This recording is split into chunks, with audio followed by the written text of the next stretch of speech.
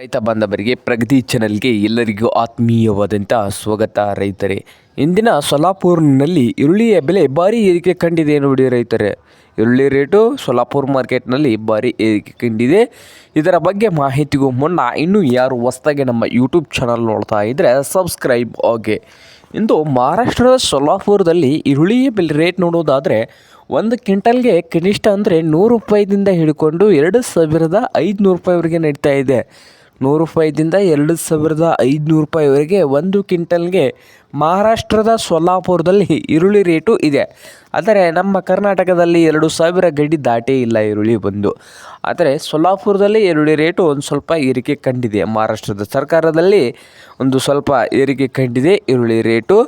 ಇಂದು ಸೊಲ್ಲಾಪುರದಲ್ಲಿ ಸಣ್ಣ ಈರುಳ್ಳಿಗಳ ರೇಟ್ ನೋಡೋದಾದರೆ 100 ರೂಪಾಯಿದಿಂದ ಬಂದು ಹಿಡ್ಕೊಂಡು ಸಣ್ಣ ಈರುಳ್ಳಿ ಇದ್ದರೆ 600 ರೂಪಾಯಿವರೆಗೆ ಒಂದು ಕ್ವಿಂಟಲ್ಗೆ ಇದೆ. ಹಾಗೆ ಮಧ್ಯಮ ಸೈಜ್ನಲ್ಲಿ ಈರುಳ್ಳಿ ಇದ್ದರೆ 800 ರೂಪಾಯಿದಿಂದ ಹಿಡ್ಕೊಂಡು 1500 ರೂಪಾಯಿವರೆಗೆ ಲಾಸ್ಟ್ ರೇಟ್ ಇದೆ. 800 ರೂಪಾಯಿದಿಂದ 1500 ರೂಪಾಯಿವರೆಗೆ ಒಂದು ಕ್ವಿಂಟಲ್ ಈರುಳ್ಳಿ ರೇಟು ಸೊಲ್ಲಾಪುರದಲ್ಲಿ ಇದ್ದು, ಬಿಗ್ ಸೈಜ್ನಲ್ಲಿ ಉತ್ತಮ ಕ್ವಾಲಿಟಿಯಲ್ಲಿ 1 ನಂಬರ್ ಈರುಳ್ಳಿ ಇದ್ದರೆ 1600 ರೂಪಾಯಿದಿಂದ 2500 ರೂಪಾಯಿವರೆಗೆ ಇದೆ.